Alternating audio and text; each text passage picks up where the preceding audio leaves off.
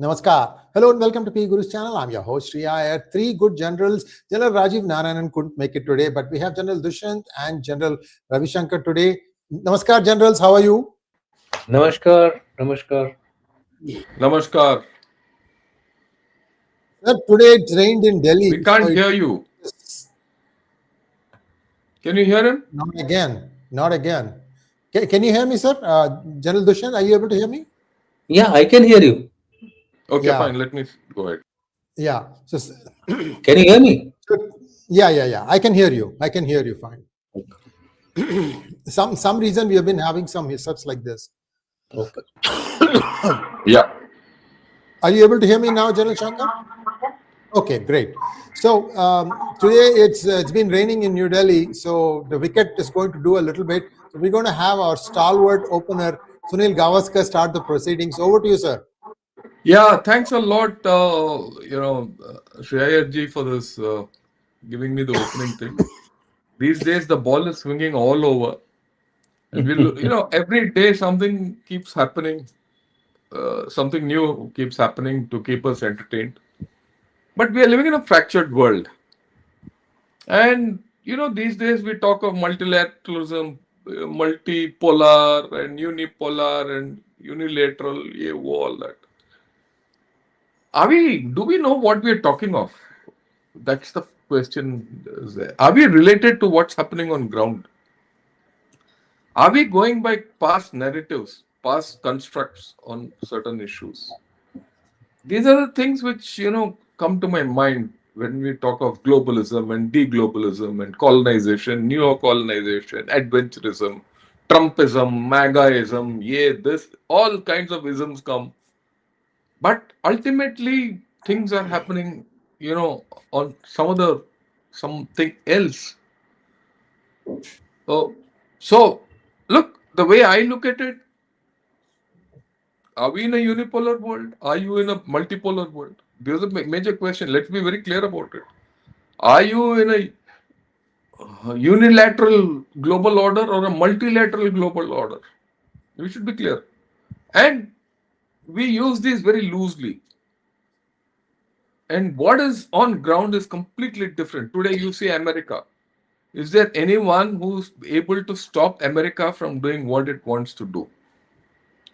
Trump said, I want to go into Venezuela. He went into Venezuela. He wanted to put 4 bombs in top of Fordo to destroy a nuclear facility. He did it. Okay. He wants to acquire Greenland. He's acquiring it. He's openly telling that I want to do whatever I want, and no one is able to stop it. Today, his entire armada is sitting outside Iran. Is anyone able to stop it? Zero. Right? So, don't you think this is a unipolar world? Don't you think that America is running a unipolar system? What is unipolarity? Unipolarity is the ability to do what you want to do. Or this pole is so high that you can't touch it. Is it based only on economy? Is it based only on nuclear power? Is it based on ground power? Is it based on soft power? Is it based on dependency which you generate? Is it based on your reserve currency? Is it based on the MNCs which operate from your land which have international acceptability? Right? Is it your technical leadership in frontier technologies? Or is it your ability to go into space? Right? A polarity or a pole will be judged by these things. Is there anyone matching USA in this? Proven? Yeah, people have been talking that China has the capacity. Has it the capability to do so today? We're talking of present. No. Looking into the future, will it happen? No. If you assess China, or for that matter, Russia is nowhere. People still talk of Russia as a gas station with nukes. Okay. Beyond these two things, they have nothing. They don't have an economy. Their economy is just about $10 trillion, or not even 10, about $2 trillion. It's 1/15th of the US economy. It's 1/7 of the Chinese economy. It's 1/5 of our economy, or half of our economy, not 1/5, half of our economy. Chinese economy itself is just 2/3 of the US economy. Can it go into space the way America has gone and come? I think America has, forgotten more about space technology than China can even imagine. Everyone talks of the greatest navy on earth. Where's the greatest navy on earth? I see it missing on earth. Whereas the American navy is all over. It's got bases all over. Why am I talking like this? I mean, look at it. Look at it. Which is the reserve currency? Can India rupee be the reserve currency? No one will accept it. Is euro got the credentials to be the reserve currency? Maybe to some extent. UN, no one will accept it today. US is the reserve currency, whether you like it or not. Who controls energy trade in the world? Very clearly, it's USA. See, the answers are staring at our face. And all the while, we have been saying that, look, US is declining and the East is rising. Isn't it absolutely contrary to what's happening in the past 1 year? The US economy is going up, and the Chinese economy, which is supposed to be a challenger, supposed to be the replacement for the American system, is stagnating. So you look at it from any point of view, you're actually living in a unipolar world. The other poles are nowhere near. Okay, to some extent, China is probably maybe half, 2/3 of what USA is. And the others are all middle powers. I mean, like India or Russia or, it's like that. And what the Australians in that ASPI thing they brought out was only about Asia. They didn't give the whole global picture. Yeah. Even in that Asian picture, they said USA is the tops. As if you go by their metrics. But if you expand it, that's it. Which nation can go and lecture complete Europe to say that you are on the wrong path, follow mine? You have to understand this. Okay, there's been a narrative which says today it's a multilateral world, multipolar world, other poles have come up, America is declining, all that. I think the analysis which is coming out is America found it suitable to accept that narrative. They said, okay, we are not a pole, but we will do what we want. Let's see if you can stop us. Right? Can you stop us from exercising our power? No. What else? What has come about? People say, look, we depend on American power. We depend on American power. And Trump has forcefully done it. He's brokering peace negotiations. Whether you like it or not, he says, I've done 8 deals.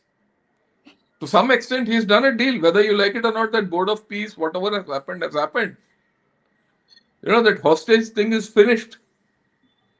Today, Shahbaz Sharif has landed up in Washington, topi laga ke, भीख मांगने के लिए कि भैया मेरे को छोड़ दो. But that fellow saying, come. Right? He's brokered some kind of a deal between Cambodia and Thailand. He's the only one who's pushing Russia and Ukraine into a deal, and he's succeeding. Could anyone else have done it? Right? And no one has been able to challenge what USA has done. So if that is so, we have to understand this business of multipolarity is purely aspirational. We want to be multipolar. Okay, we want to be multipolar, but not. We can't be multipolar because you don't have the capacity to do so. Yeah, you could be. China will say, I export most in the world. But that, if you see in retrospect over the past 10, 15, 20 years, it's a planned progression or deindustrialization which America did. Today they're reversing. That's a choice. They're exercising a choice. What they did earlier, they've done.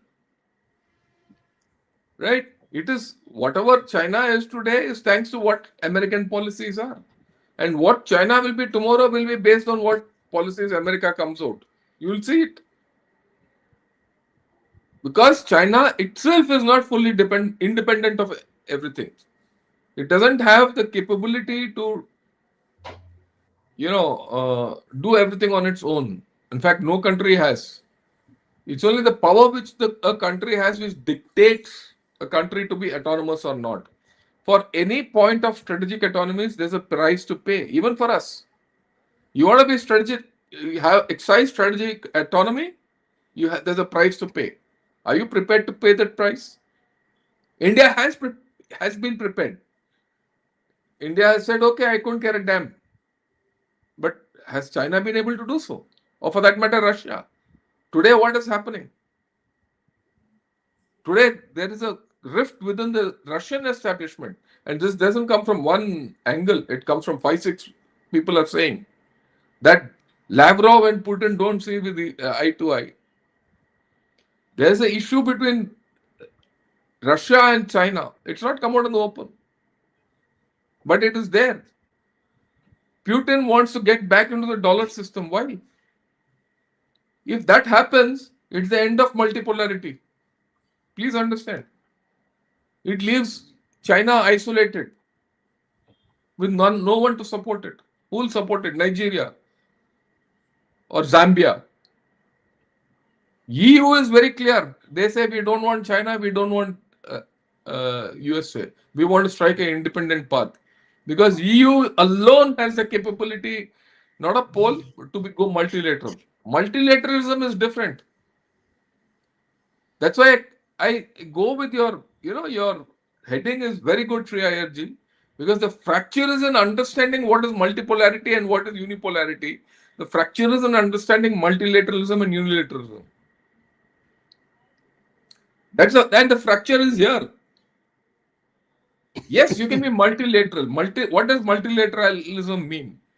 Multilateralism is all about your ability to deal with others independently without outside interference.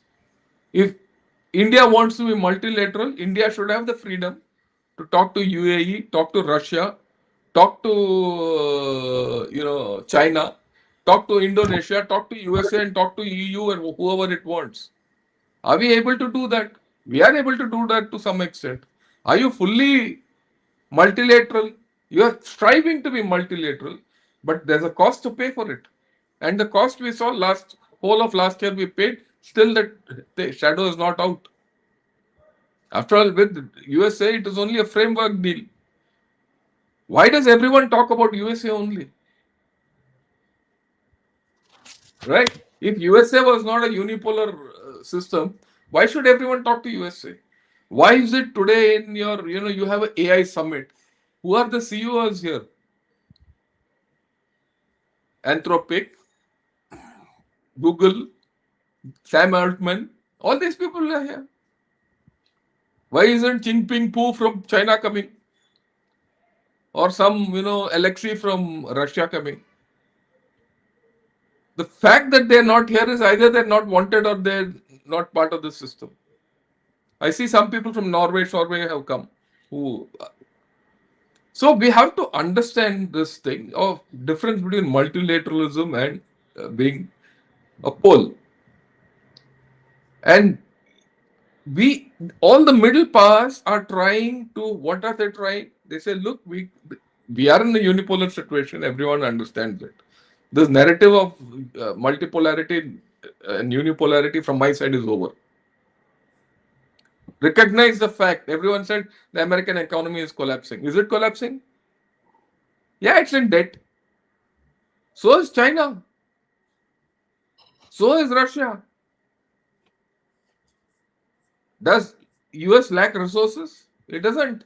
It's still one of the biggest producers of oil. Yeah, it's deindustrialized yet. So that I agree. But frontier technology, it's still doing.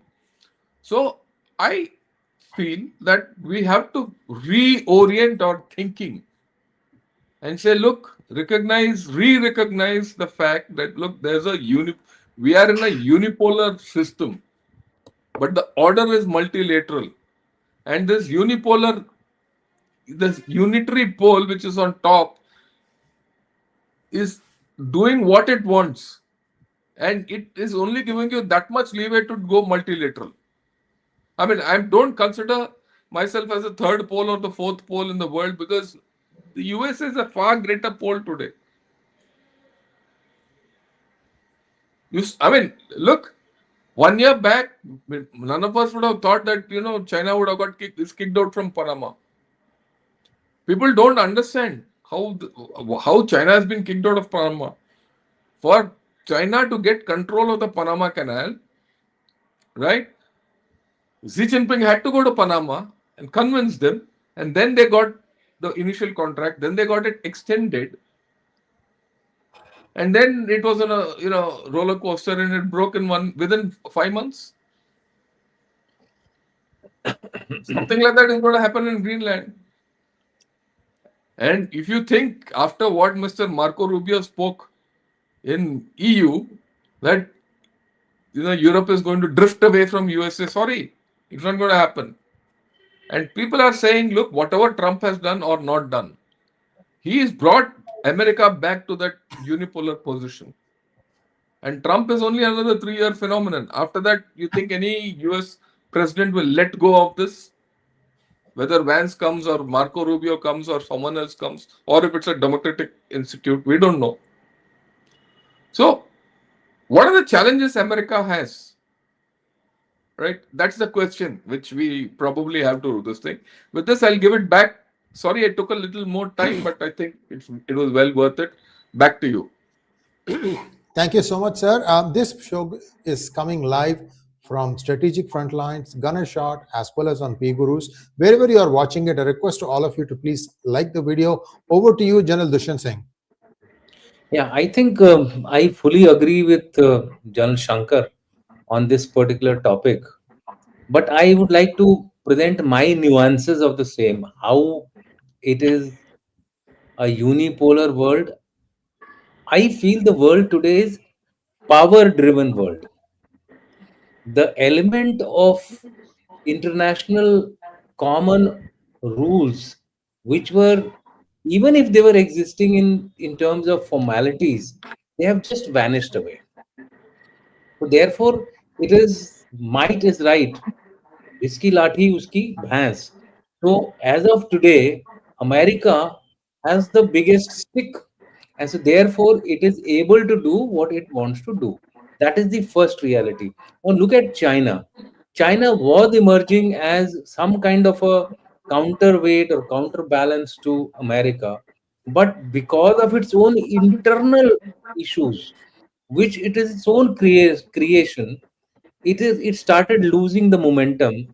And the second big part about China was that China has always, I would say, not refrained, but has been afraid of using the capacity and the capability which it developed, even just to showcase its military power. So, therefore, China is now being read as a country which is unable to use its military power. So, therefore, everyone obviously is making a beeline towards the person or the country which is controlling that power. You look at Russia. Besides what all Jan Shankar has said, Russia was holding on essentially till now because of its military power. But that military power slowly is being contained and thereafter under a great stress because the combined onslaught of US and the EU. Therefore, Russia has willy-nilly no recourse other than to get on the side of the or exploit whatever leverage it has in terms of oil with the US because the Chinese have not come out in any open way to support the Russians. On number of issues, even in the UN, either they have refrained from voting, or they have remained neutral. No, they have never said no to any kind of proposal which has come to condemn Russia or whatever it is. Then, if you look at the middle powers, now middle powers, there is no unity. When I say there is no unity, West Asia, Middle East is totally fragmented. There are people with different countries with different attitudes and interest to grind. Saudi Arabia is looking at differently. UAE is looking at things differently. Oman is trying to still find a utopian world, utopian world, and Jordan, etc., are on a different trip. It is between Iran and Israel that the entire scene is playing around, which is again being controlled by the US. Iran alone doesn't have the capability nor the capacity. So they are also now forced into a negotiation, which, as of all you are aware, Iran is now under backdoor negotiations with the US. So they've got Iran also around it. And to do that, they have put in their aircraft carrier, the largest aircraft carrier right up front opposite Iran. Although Iran has declared that Persian Gulf as they have declared a nota in the Persian Gulf for a naval exercise which they are trying to do some range shooting, etc. But that is all, I think, superficial. It has no major impact as far as America is concerned, and neither they have the capability to do so. Everybody has been left alone because of the dissipation of power of the East. Economically, if you total up their economy, yes, they may be able to compare to the US, but where is that military power which is combined, which is aligned in one particular block, so that at least there is a major lateral formation. We were talking of Kring, that China, Iran, North Korea, Russia. That was the first thing to be broken by the US when Trump came into power. He hammered Iran, he constrained Russians, and the Chinese were again put through a number of tariffs and other economic, I would say, sanctions, etc. So they gave a message to China as well that, look, you behave, otherwise they have the will and the power to use their military on them as well. So if you look at now the the kind of organization which was trying to at least bring in some semblance of order, that was UN. What did it do? First thing, I mean, the next thing which the Americans did was they withdrew from 62 of their organizations. That has defunct WTO, defunct WHO, defunct all your educational institutions. I think it is literally what he has done. He's done a very great planning. He has demolished the international rules-based order. He has demolished the alignment which was coming against it, which was Kring. He has put into place countries which were trying to define it. The only country which was probably standing in this entire story building of America was India. India has had very little options to play around. Its leverages are very limited. I mean, barring a yellow chickpea or an odd, showing of strength here and there, it really had no option. When Iran was sanctioned, we withdrew our oil purchases from Iran. When Russia was sanctioned in the end, we started looking at the other companies which were not sanctioned of Russia to take our oil. But when the shipping was sanctioned, then our hands were further limited, and some of the ships were also impounded. So what I'm trying to say is that he's gone about it in a very, very, very methodical manner. And behind everything, behind all this, is the ability of hard power and the will to use that hard power. If we understand this, the only way we can get a some kind of a counter lateral alignment going, or whether you call it bilateral or one unipolar and the other one a multilateral grouping which might be able to counterweight US is if that particular multilateral grouping, whether it is of the East or the Eurasian group, has the ability to use the military in a joint manner. There is no mechanism or structure today to do that. All the structures which are available also of jointness are with the US.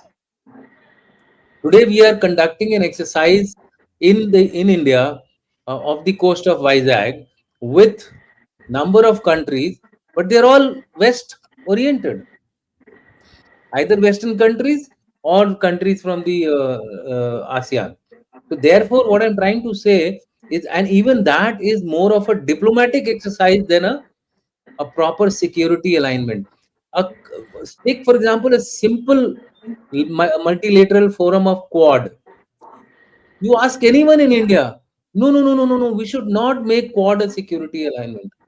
Quad should remain an economic alignment. That means everybody has this fear of the hard power being applied on them, and therefore today what we are seeing, a unipolar world coming into form without any rules, without any kind of a fabric which is trying to control the entire world together. Uh, Last thing which I want to say is that it is not so bad for India, because what Trump is doing, उसका idea Bharat ने दिया था.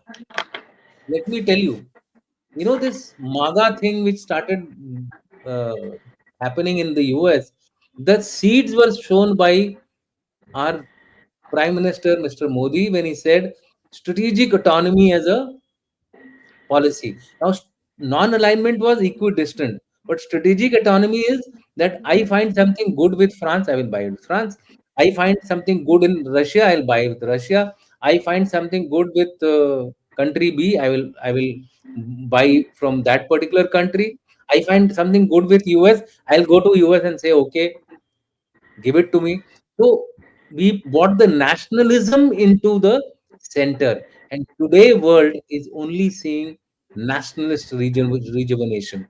Whether it is China, whether it is India, whether it is US, everybody is talking of self-interest. The global interest has gone missing.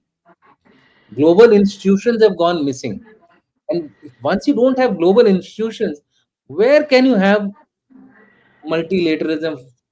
There is what I call today, in fact, very interesting thing. I was trying to think what should I call today's world, and a very fine phrase came into my mind, and that is transactional lateralism, which means that if I find an opportunity in the in the Middle East or West Asia, I will go have a alignment of 2 3 countries, carry out my task, and get back.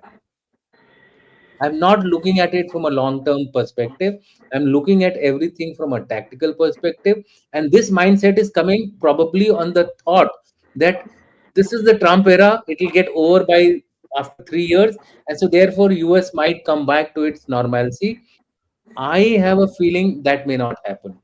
US had always this kind of design right from the beginning. It was not coming out in the open in the way it has come out when Trump has taken over. Otherwise, this national security formulation is essentially of the deep state of the US, which all know, which is the deep state of US. Basically, CIA, DNI, all these institutions come together and try to formulate a national security policy. The presidents do a minor tweaking here and there. Trump has been a little more outspoken about it, and little more. Uh, he has shown the will to actually employ his capabilities. That is something which has made the difference from the past presidents and this particular president. Maybe the next president and all, maybe even more energetic, so even more willing to use their military power. My sense is every country now is trying to conserve its energy, to build its military power, build its capability through temporary pauses or temporary negotiations, whether it is free trade agreement, whether it is tariff, holding on to a lesser tariff. We should not look at today's world as a long term order. In fact, there are some strategic thinkers in India who are talking about this as a Rakshasi world, a world driven by demons. And if that is the kind of a world, then everybody is today looking at preserving himself so that this demonic era gets over and we are able to look into the future in a positive manner. But in all this, I find India has some opportunity. And why so? Because India has something to offer which no other country has to offer. And that is the big market.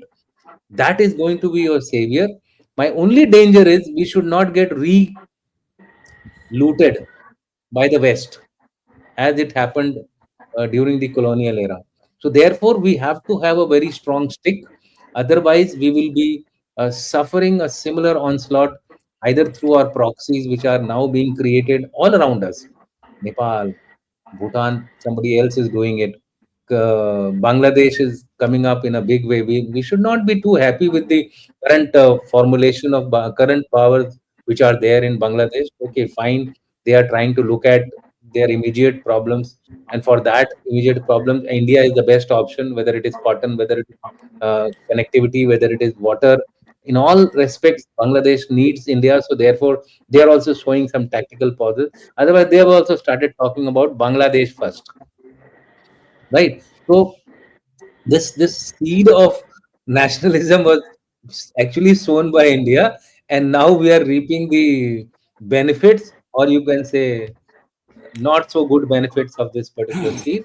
And opportunities are always there for India because of its big market, because it is now also focusing rightly on its military power.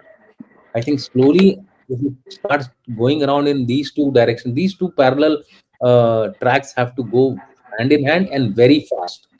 I think we have a time for about 5 to 6 years in which we can develop economically and we can also grow militarily.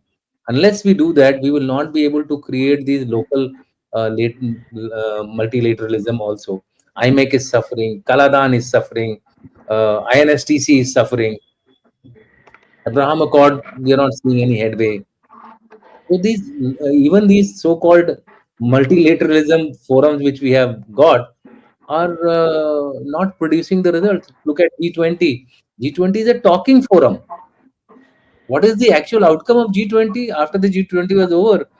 It's back to normal. People have gone back. All the Sherpas who organized the G20 have gone into different jobs, etc. Today we are doing an AI summit. It was such a wonderful opportunity for India. So many people were coming here. It has been hijacked, and let me tell you again, there is an international hand in this hijacking. What is Galgotia?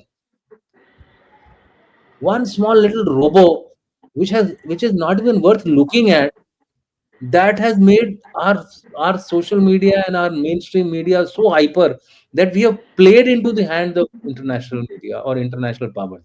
This is something which we as a country need to really take into account.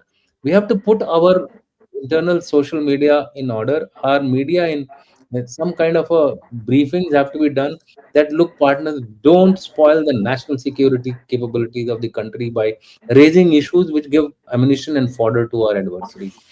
With that, I will stop here to say that we should not, era of romanticism is over.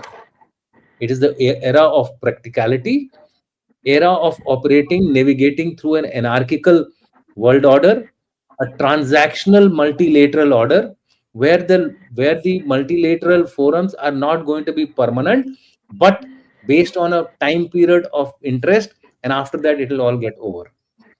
I'll stop here. Thank you so much, sir. Before I hand the mic back to General Ravi Shankar, I have one observation to make. In this current conflict, where the United States is, ranging up a lot of weaponry and aircraft carrier, what have you, to try and make Iran to bend its will, or bend Iran's will to their liking. I believe that Trump would still not move militarily against Iran. The reason is simple. It's not what happened in Venezuela. Much before that, in the first term, a friend of mine went and had a conversation with Trump, And one-on-one, he's a great guy, full of humor and anecdotes and things of that nature. He was the president then. What he said was, the one thing I hate most about my job is to sign these condolence letters where somebody working in the United States Armed Forces has died and I have to sign that letter. And I don't want this. So if you look at the first term as well as the second term, he has really not said that we need to go to war to settle an issue. There is a lot of optics here. So, and many of you will, say, oh, this guy is now kowtowing to Trump. No, I'm just telling you the facts. Not all of you are reading all the news items or the various videos. So you need to understand, the man doesn't want to go to war. So what's going to happen in Iran next? Well, we can all surmise that somewhere there's going to be, an agreement. It could involve a regime change, or it might not even be regime change. So we'll have to wait and see. Let's move on. General Shankar, concluding thoughts on your side, and then after that, General Dushyant. Over to you, sir. Yeah, I think General Dushyant has just amplified what I was trying to put across to all of you. I completely agree with him. What we are going to see, the global order is going to be unipolar, right? Multilateral, transactional. Transactional multilateralism is the order of the day, and short-term deals.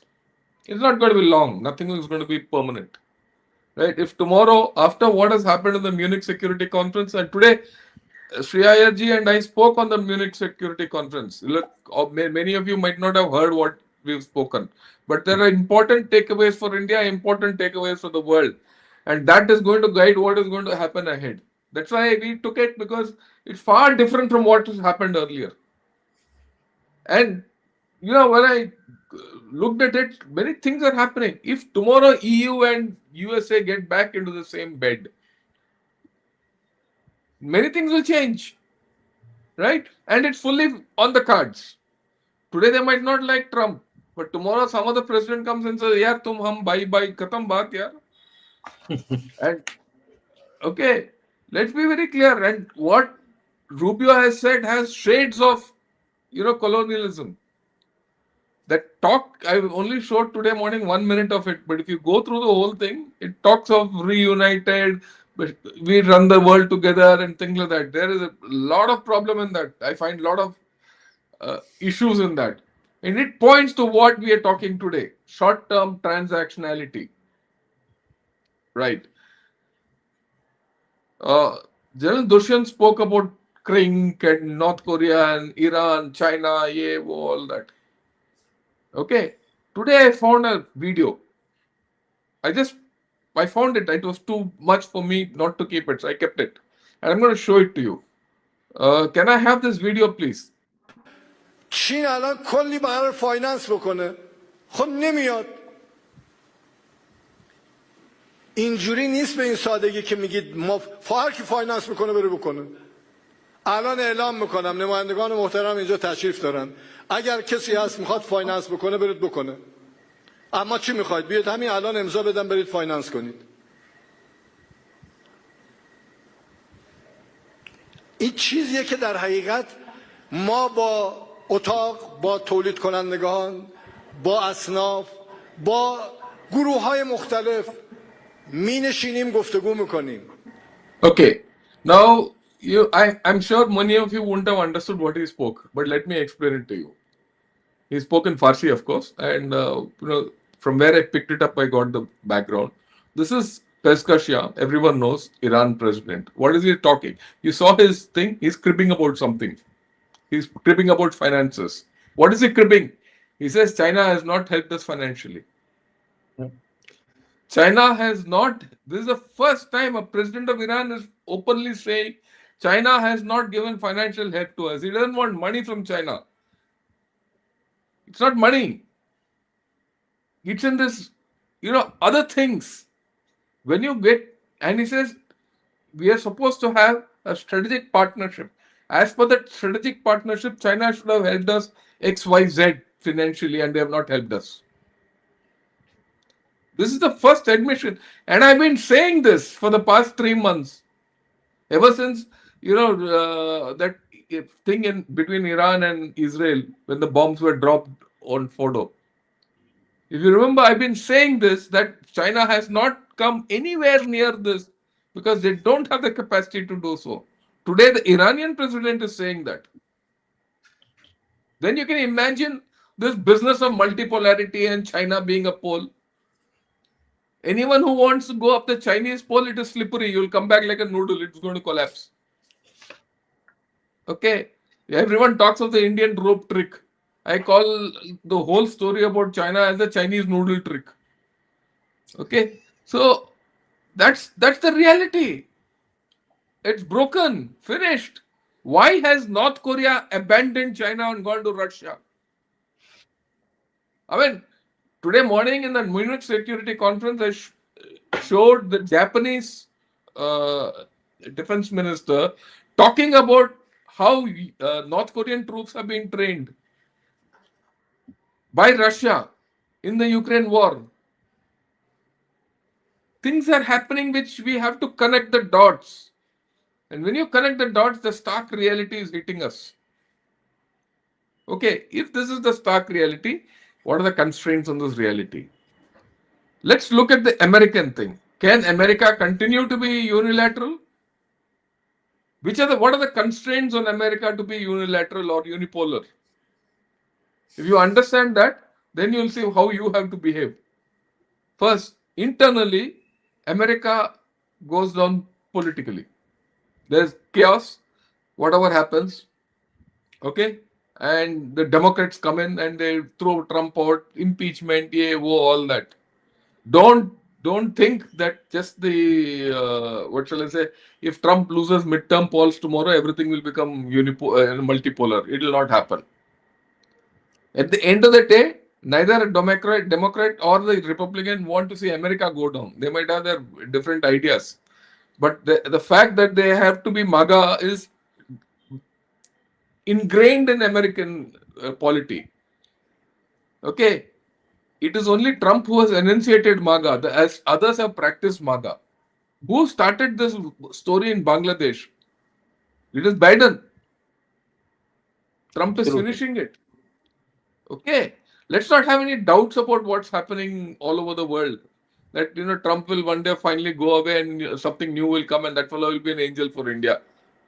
And if you go into our own history, India-US history, the Republican presidents have been better for us than the Democratic presidents. All our big breakthroughs in the USA happened during Republican times.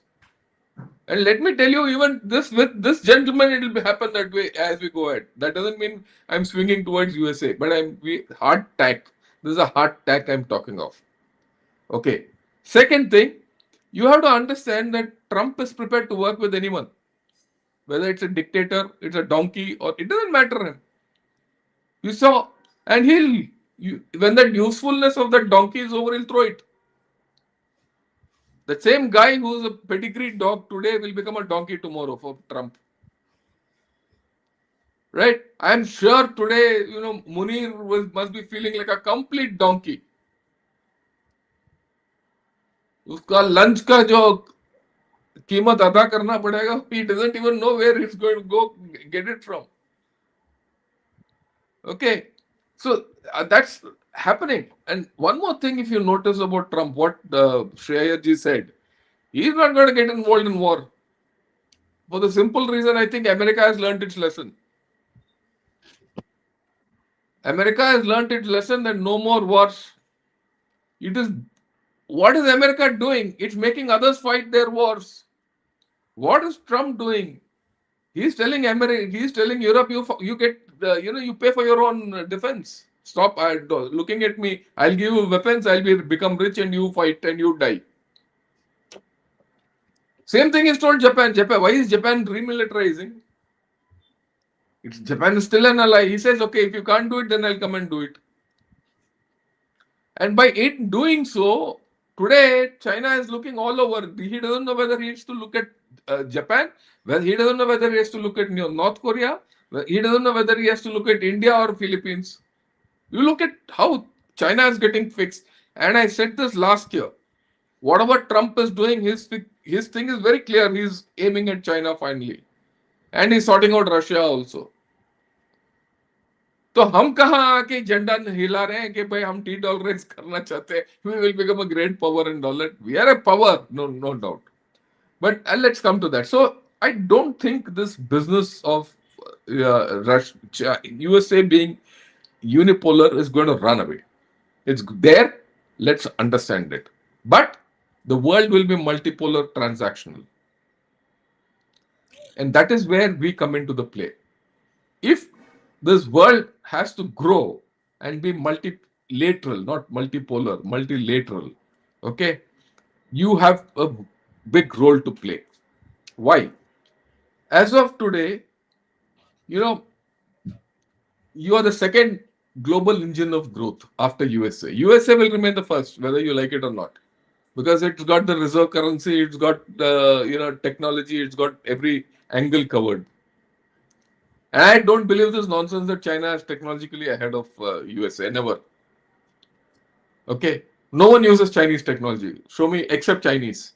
Probably they also don't do. They'll do low level trading and getting under the carpet and all. But I think that season is over. No one wants to do that. If EU and US reject Chinese goods, China's gone. And I put the date as 2030. I've always been saying 2030 we'll see a different China. Already in the past 6 months we are seeing a different China. You'll see it further going down.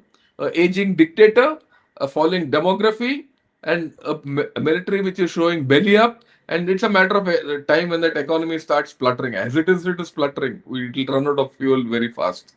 You'll see a different China. It might not collapse, but you'll see a different China. So that is where we are today. In this, you're an engine of growth. Why are people still coming here in this AI summit? You forget about what that Galgotia or Palgotia and all that nonsense. That is irrelevant to me. Why? This is almost like if you see a mini summit of sorts with so many leaders coming from many states, advanced West. What Dushyant said in the beginning, from the Western world. No one has come from the Eastern world. Yeah, the people who have come from the Eastern world are also people who support Western society. Right? Why are so many CEOs coming? The fundamental base on which this entire AI has to run is in India. USA doesn't have the capacity. And when we do this analysis of this AI summit, after all, it's going to run for one more day. I believe it's extended to 21st on popular demand, right? So the interest is so much. So we might get more out before we start analyzing it midway, right? So things are changing. So this itself will have a effect in our country, a fillip. It's going to happen. Okay. Plus the fact that your demography, your government, your democracy, and the people and their aspirational ability will sustain us. The fact that we are a trusted lot has already attracted a lot of people to us. Trust. Whether you like it or not, even USA trusts us. Our problem is, how do you come to terms with USA in our region? Whether it's Bangladesh, whether it's Sri Lanka, whether it is Pakistan, or how do you do that? You can't do it alone because they have got their finger already in all around us. We have to realize where we are. You are going to be a regional power. Have no doubt on that. If there is one, I would say, military gap in the American structure, it is Indian Ocean. It is in the Indian Ocean region where USA needs India. And US doesn't have that kind of equity to push things through. And you might think it's funny, but this is what I got. If you can put this slide up, okay, you can't see this. I'll show this, right? I'll share the screen. Yeah. Yeah, I request you to share the screen. What is this screen about? What is this about? Donald Trump's tweet. It's all about Diego Garcia. He is crying now from the rooftop, I want Diego Garcia. Why does he want Diego Garcia? He wants Diego Garcia because he has to control Indian Ocean.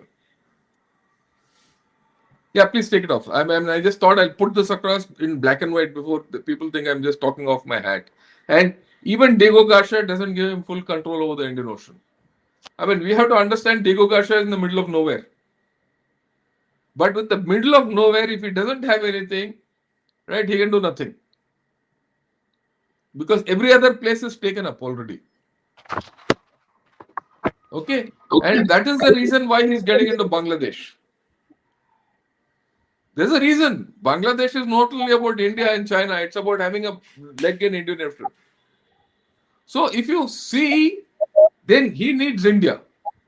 We need USA. That I've always said. I mean, you can't run away from the fact that you can do everything without USA. I can't wish away, Mr. Shreya and 3.2 million more people who are sitting in USA. They are my kith and kin. Okay? We are worried about something happening in Bangladesh to Hindus here. What will happen there tomorrow? We are worried about them. They are our, and our remittances come from there, many of us. Okay? And people still want to go there. So the point is, you have a deep equation with USA, and this equation will go forward. I agree and I maintain that this equation is no more strategic. But this relationship is deep, it will not run away. A lot will happen in the future. Well, this is my whole thing. India has a bright future, on that I have no doubt. But how it will go forward, we'll see how things happen. Right? But this back to you, Ajit. Thank you so much, sir. General Dushyant, last words from you, sir. Yeah, I think most of the issues have been covered by General Shankar, so I will not labor on them, except for 4 or 5 things which are more as an addition. First was the issue about Sri Ayerji's point about America not going to war with Iran. Now, that is absolutely true. Uh, am I out of communication? No, we can hear you fine. Okay, so firstly, it's about the war. Look, the US doesn't want to go to war, and Trump, in any case, doesn't want to go to war. What it is going to do is showcasing the will to use the military power. That is what it is doing. Why? 10 trillion lost since 2001 till date in all wars which the Americans have fought. Huge casualties to American soldiers. In comparison, the other elements of the ISAF were not having any not having any major proportion of casualties. Most of them were actually deployed more in the non kinetic duties rather than kinetic duties. What it is going to do is a relatively proxy war, promoting or propagating or exciting or inciting, sorry, other countries into taking more along their borders so that it is able to sort out its problem. If you see today's news, now there is some friction building between Japan and China. So it will willy-nilly start pushing on Japan, by militarizing Japan. And the current Prime Minister of Japan is the one who has come up with a fairly strong majority. So she has the authority over the others, as compared to the previous prime ministers, to actually take steps which are annoying China, including tourism and a whole lot of other things which the Chinese are feeling the heat from the Japanese side. So you're right, Jan Shankar is absolutely right that the ultimate aim is to squeeze China as much as possible, which suits India. That's why I said that this is an era where India can actually make the best use of the situation which is occurring, and it is good to have the US doing the legwork for you, and you taking the advantage based on your capabilities. You can do that much and no more. And last thing which I want to say is that if you all are following the news, there was an event where Western Army commander met the actually the news which came out is incorrect. The US ambassador only went there to show his face because he is trying to now become the face of the entire so-called initiatives which are being taken place in South Asia. Otherwise, it was a meeting between Western Army commander and Pacific commander. PACOM commander. That was the main meeting. And why was that main meeting? Because PACOM commander wants IOR to be absolutely India becoming the net security provider, so that much of stress is less for him, and he can take care of Japan, South Korea, Philippines, and that belt of Taiwan, and also including Australia.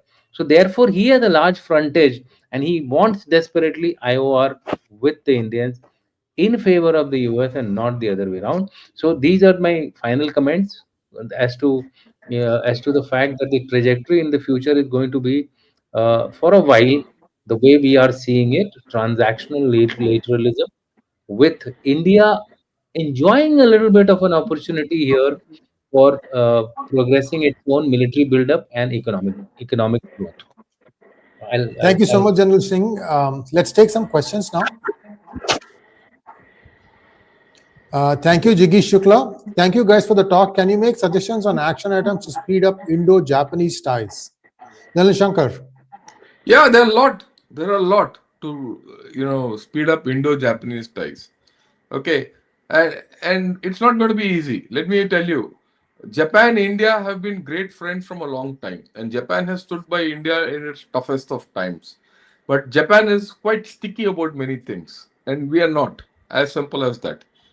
But I think there's a change with the last visit of Prime Minister Modi to Japan just before he went to the SCO summit, and clear understanding with Sanai Takaichi. I think both India and Japan have to sit together and say, who's your common problem? And and we have to align ourselves with Japan in its way it's been dealing with China. And I'm sure our Prime Minister has had a word with the Japanese on this. Okay, we have to have that common thing and what our common operational procedures are, and do the right thing. Technology transfer, arms transfer. In any case, commercial is all there. After all, Suzuki is here. So Suzuki is an Indian company. I mean, Indian company today. So that way, I have no issues with this. In this, Japan has also its own problems. I mean, before we think that it's only India which has problems for everything, it is Japan also has its own problems. Japan has its own constitutional problems of how much it can militarize. It's up to Sanai Takaichi how much she can make, come forward and do this militarization, and how much she can be proactive about it, and how Japan can go about doing things. So a lot of work, hard work is to be done. But I think the first step to that is political clarity at the highest level. The rest will happen. And like I said in the morning, or I think yesterday with Shreyarji only, for a long time, India, Japan, we've been not only transacting at the level of commercial ties, but even military to military. I still remember there was a Japanese naval captain who commanded one of their carriers. In fact, Japan has carriers. Who commanded one of their carriers. He did his NTC course with us way back. Every year someone comes, and every year we send our officers to their staff college and senior, thing. So it's there. It's just that it's not above surface. It's still submerged. Will this translate into military cooperation? Hard is to be seen. Thank you so much, sir. And one thing that perhaps Prime Minister Modi finds in common with the new Prime Minister is both of them have come up from the ground up. See, if you look at the Prime Ministers or political families that exist in Japan, she is an exception. She has come with nobody politically backing her. She has done it on her own. So there is a sense of pride and sense of achievement that somebody, and she's the first female Prime Minister of Japan. So there are lots of things. Viewers, I have done a monologue on this. Take a look at it. The families, there's something called as Meiji Restoration that took place in 1868. And since then, a group of families are the ones who run the politics of Japan. Take a look at that one. Pretty interesting. Sir, let's go to the next question, General Dushyant Singh. Sundar Krishna wants to know, it's in India's interest to ensure that USA stays strong and the world is not run by the commies, leftists, wokes, dictators, Democrats in the US. Well, I partially agree with you. We should allow powers that are in favor of us to continue to be an important voice in the world. But what you need to be careful about is that US is not a power which is going to be 100% with you. It is also going to follow that typical, when you are having a utility for us, it will back you, otherwise it will treat you like that. So we need to also simultaneously, like I said, build our economic and military power in such a manner that we become a voice which cannot be ignored. So therefore we need to stand on our feet and then deal with the US, and for that we require time to follow the principle of Deng Xiaoping: hide your intentions, bide your time. Thank you. This is for General Shankar. Israel has set eyes on Pakistan for transferring nuclear weapons expertise to Turkey, who failed miserably trying to gather it from India since the last 28 years. Your thoughts? I don't think so. I don't think Pakistan will ever give its nuclear thing to Turkey. One. Number two, remember, Turkey is part of NATO. Okay, anything which Turkey does is under the US microscope. Turkey can go only that far as much as the USA allows it to go. Already you saw the trilateral pact which was coming between Saudi Arabia, Pakistan, and That's gone. Turkey. That वो उसका पतंग cut गया. वो कटी पतंग है वो already. Okay, and so let's not imagine. Also, we know that what happened in Sindhu. One of the reasons why USA reacted so fast was they have some hold on what Pakistan does in its nuclear thing, right? So I'm not too worried about this. Next one, please. General Singh, this is for you. Thank you, Pristine Aura. If IRGC falls, Iran will become another Syria with multiple military outfits. Balochistan becomes a possibility as Israel does have interest in Pakistan. Your thoughts? Well, I told you, for any nation to fall, there are three things which have to be ticked. People are against the current regime. That's a given. That's one tick. The second tick is that there is an external support to change the regime in Iran. That's a second tick. The third tick is that the local uh, strong strong force, or the military force, whatever you want to call it, that should desert the regime. IRGC and the Quds have still not deserted the current regime. So therefore, that is the apprehension which is there in the minds of Iran, the Americans also. They would like to first negotiate a settlement where there is a government which is, I would say, pro the US. And you've heard what General Shankar just showed you the video. So if that happens, I think that would be best in the interest of the Americans. And the and Trump has always been a businessman first and a military man later. He will use the military power only if he finds that the IRGC and Quds are now slowly drifting away from the Khomeini, to their supreme commander. They would bomb out 2, 3 locations of the military of Iran, and there would be a changeover of regime as it happens in other places. So I think that would be the route which will be followed. Let's wait and watch. Next question, General Shankar. While the world struggles with unipolarity and multipolarity, with the present global geopolitical turmoil, would it be reasonable to say that Bharat is firmly moving towards non-polarity? No, I don't think so. You are a pole, whether you like it or not. There's no question of non-polarity. You might not be a big pole as big as China, or not at present, not as big as China or USA. But you are there. You are virtually the third or the fourth pole in the world, whether you like it or not. In fact, many times even the Chinese have said that India is the third pole. Many times, right? I've done a couple of programs on this, and I've written on this also. Not now, even 2 years back, 3 years back. Now, you're far ahead of that game. You are an important cog in this multilateral world. After all, you have multilateral commitment. You have multilateral commitments to BRICS. You have multilateral commitment to SCO. You have multilateral commitment to G7. You have multilateral commitment to G20. You're still part of. There's a new thing coming up which we discussed in the morning. G4. People have, this is tweeted out by our external affairs minister after the Munich Security Conference. He is talking of Germany, Japan, Brazil, and India. And today, the president of Brazil is here. The president of France is here. I won't be surprised if France also joins this grouping at some point. And the acronym is BIG, sir. Yeah. Big B. Right. Big B. Big B. So whatever it is, so it's there. It's not as if you can't get away from this multilateralism.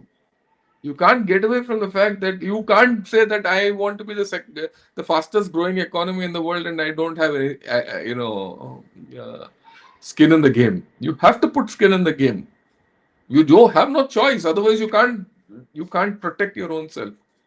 The moment you put skin in the game, you're a pole. As simple as that, right? So you have to be a junior pole, but a bigger multilateral player. That's it. Thank you so much, General Shankar. Thank you so much, General Dushyant Singh. And this is the end of today's program. We'll be back next Thursday, hopefully with full strength. Namaskar. Thank you so much again. Thank you, sir.